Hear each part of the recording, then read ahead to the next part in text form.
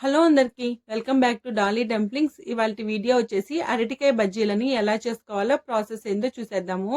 ఈ అరటికాయ బజ్జీలు ఒక్కొక్కరు ఒక్కొక్క పద్ధతిలో చేస్తూ ఉంటారు కదండి. ఓసారి నేను చెప్పినట్టు ట్రై చేసి చూడండి, టేస్ట్ చాలా బాగుంటుంది.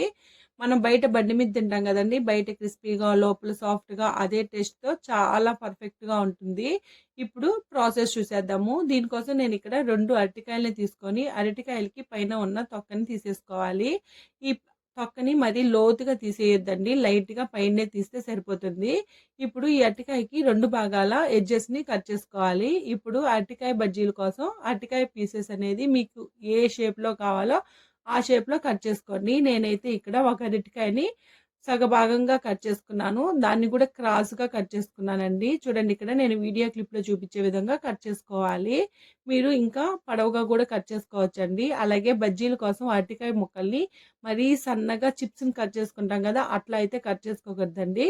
కనీసం ఒక అర ఇంచు మందం ఉండేలాగా కట్ చేసుకోండి. చూడండి, ఇక్కడ నేను వీడియో క్లిప్లో చూపించే విధంగా అరటికాయ ముక్కల్ని కట్ చేసుకోవాలి.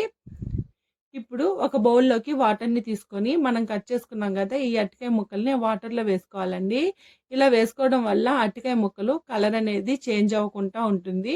ఇప్పుడు బజ్జీలు వేసుకోవడానికి పిండి కలుపుకోవడానికి ఒక మిక్సింగ్ బౌల్ని తీసుకొని ఇందులో 1 కప్పు శనగపిండిని వేసుకోవాలి. అలాగే 2 టేబుల్ స్పూన్లు బియ్యం పిండి, అర టేబుల్ స్పూన్ సాల్ట్, అర టేబుల్ స్పూన్ పసుపు, ఇందులోనే 1 టేబుల్ స్పూన్ వరకు వాముని చేతిలో వేసుకొని క్రష్ చేసుకొని వేసుకోవాలి. అలాగే అర టేబుల్ స్పూన్ కారం, చిటికెడు వంట సోడా, బాగా వేడిగా ఉన్న ఆయిల్ని 2 టేబుల్ స్పూన్ల వరకు వేసుకోవాలి. ఇందులోనే ఒక అర టేబుల్ స్పూన్ వరకు అల్లం వెల్లుల్లి పేస్ట్ని వేసుకోవాలి.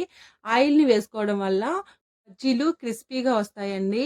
వీటన్నిటిని పిండిలో కలిసేలాగా ఒకసారి బాగా మిక్స్ చేసుకొని ఇప్పుడు కొద్దిగా వాటర్ని యాడ్ చేసుకుంటూ ఈ బజ్జీల పిండిని బాగా ఉండలు లేకుండా కలుపుకోవాలండి.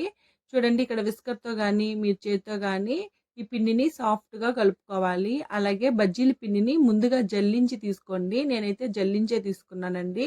ఇప్పుడు ఈ పిండిని చూడండి, ఫింగర్ ముంచితే మన ఫింగర్కి అంటుకునేలాగా ఆ కన్సిస్టెన్సీలో కలుపుకొని సాల్ట్ సరిపోయిందో లేదో చెక్ చేసుకొని పక్కకు పెట్టుకోవాలి. స్టవ్ ఆన్ చేసుకొని కడాయి పెట్టుకొని బజ్జీలు వేసుకోవడానికి సరిపడా ఆయిల్ వేసుకోవాలి. ఆయిల్ వేడయ్యేలోగా మనం బజ్జీల పిండిలోకి ఇక్కడ వీడియో క్లిప్లో చూపించే విధంగా అరటికాయ ముక్కల్ని ఒక్కొక్కటిగా వేసుకుంటూ పిండిని అరటికాయ ముక్కలకు పట్టించి ఆయిల్లో నెమ్మదిగా వేసుకోవాలి. అలాగే ఈ బజ్జీలు వేసుకోవడానికి ఆయిల్ అనేది బాగా హీట్ అయ్యి ఉండాలండి. బజ్జీలు వేసుకున్న వెంటనే మంటని మీడియం ఫ్లేమ్లో ఉంచి లైట్గా కలర్ చేంజ్ అయ్యే వరకు వేయించుకోవాలి. 2 వైపులా ఈ బజ్జీలని కాల్చి తీసుకోవాలండి. చూడండి, ఇక్కడ నేను వీడియో క్లిప్లో చూపించే విధంగా ఈ బజ్జీలని 2 వైపులా తిప్పి కాల్చుకోవాలి. బజ్జీలు కాల్చుకునేటప్పుడు మంటని మీడియం ఫ్లేమ్లో పెట్టి కాల్చుకోవాలండి. చూడండి, ఈ విధంగా కలర్ చేంజ్ అయ్యాక వీటిని పక్కకు తీసుకోవాలి.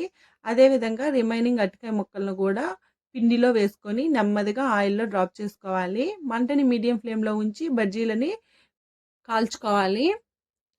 అంతేనండి, చూసారు కదా అరటికాయ బజ్జీలని ఎలా చేసుకోవాలో ప్రాసెస్ ఏందో. ఈ బజ్జీలని వేడివేడిగా చట్నీతో కానీ కారంతో కానీ లేదా ఉత్తిగా తీసుకున్నా చాలా బాగుంటాయి.